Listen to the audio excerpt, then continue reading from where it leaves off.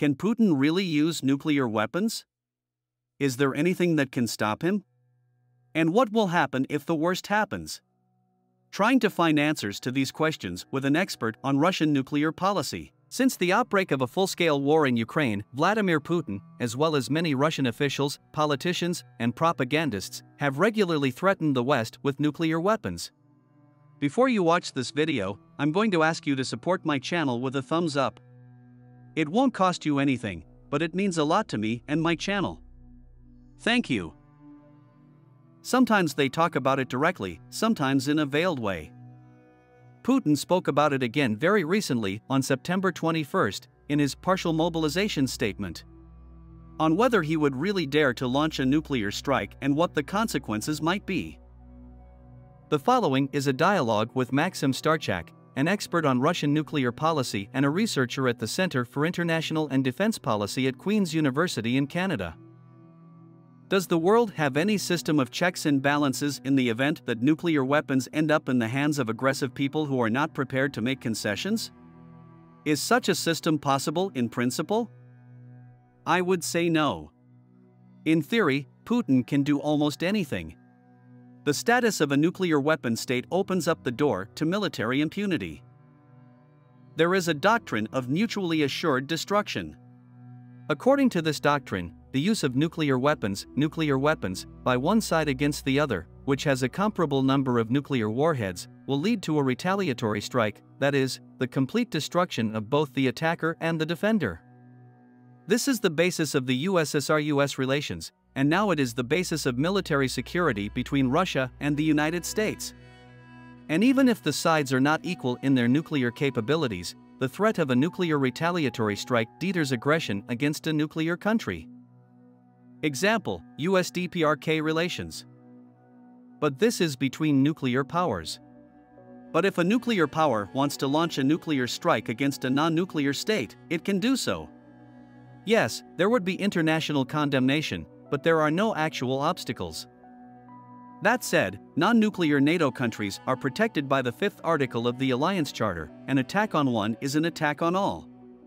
Some other countries can only count on assistance through bilateral channels.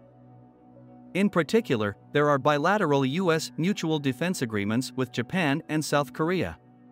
Russia, within the framework of the CSTO, and the Union State with Belarus, theoretically also ensures the security of the respective states. In other cases, nothing will happen. Comprehensive diplomatic pressure must be exerted. It seems that not only the West is pressuring Putin, but also India and China, and other SCO participants, as the Samarkand summit showed. If we ponder whether one unstable leader can start a nuclear war, it is possible, but difficult. In the US, only the president can order the launch of nuclear missiles. But any unmanageable president alone cannot make such a decision.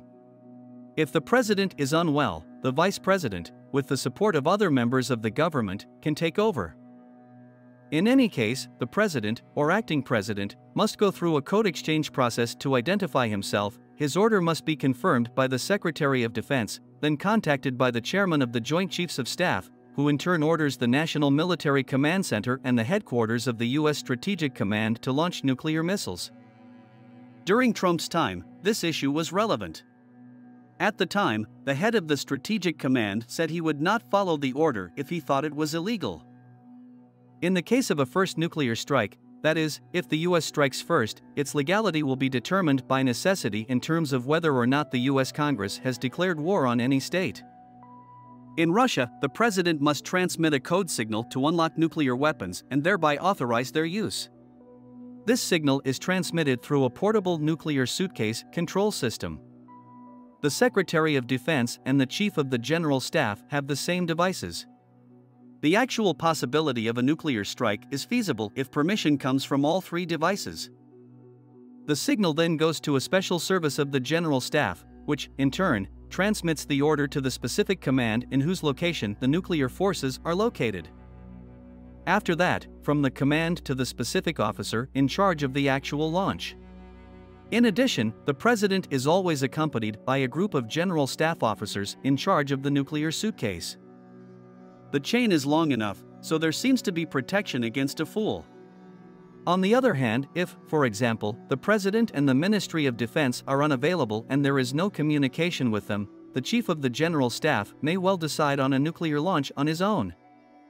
As for non-strategic, tactical, nuclear weapons, the chain of command is even greater. Tactical warheads are not available to the troops. It has to be taken from the centralized storage warehouse, transported, carriers prepared, loaded, and the military briefed. It's a long chain, and at each stage there may be doubts as to whether we really want it. On top of that, it's all monitored. US and NATO intelligence will detect it quickly. Could Putin's orders not be carried out? Or is this a fantasy scenario? There could be such scenarios. And they can be different. As I said, the chain from order to execution may be long, both at the command level and at the level of the officers performing the actual launch. I would like to tell the following story.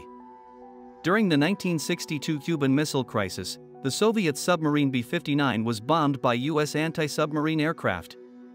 The submarine, which had no operational communication with the military high command, had the right to decide on a nuclear strike on its own. But this required the consent of the captain and 2 other officers.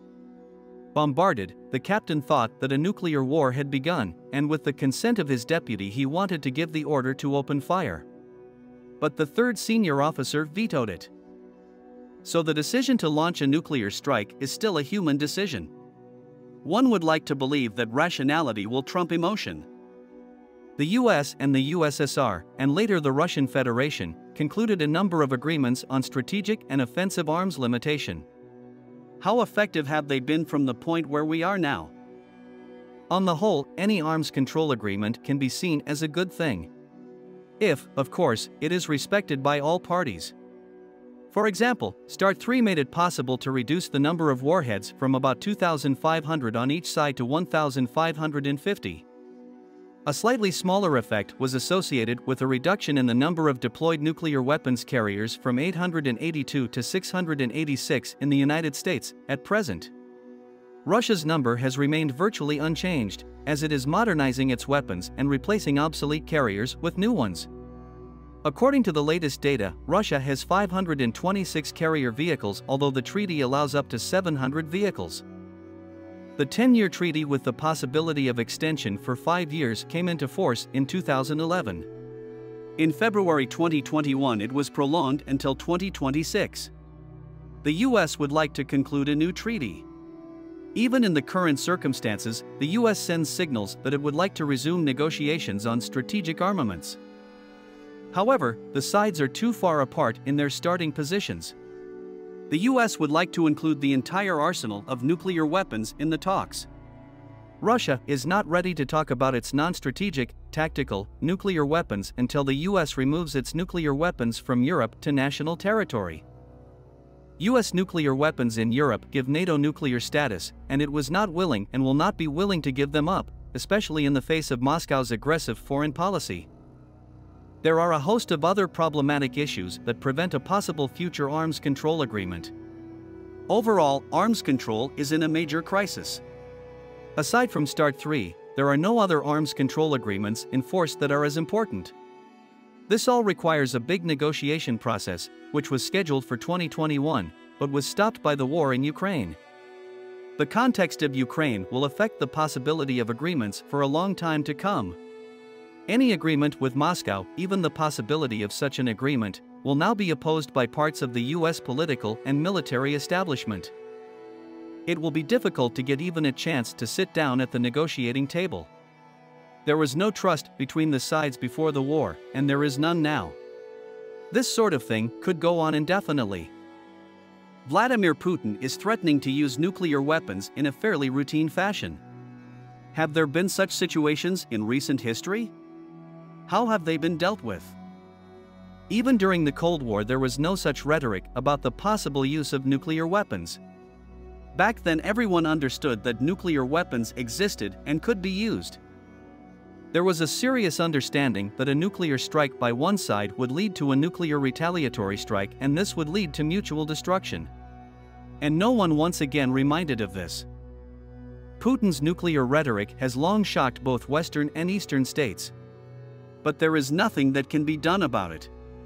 Perhaps it is out of desperation that the world and Russia's relations with this world are not developing the way he wants. It is somewhere disappointing or shocking to foreign leaders, but it is already perceived as Putin's awful nature. This is nothing new. I thank you for watching. Your support is very important to me. Your comments and thumbs up motivate me to release new videos on interesting topics. Subscribe and turn on notifications. See you in the new videos.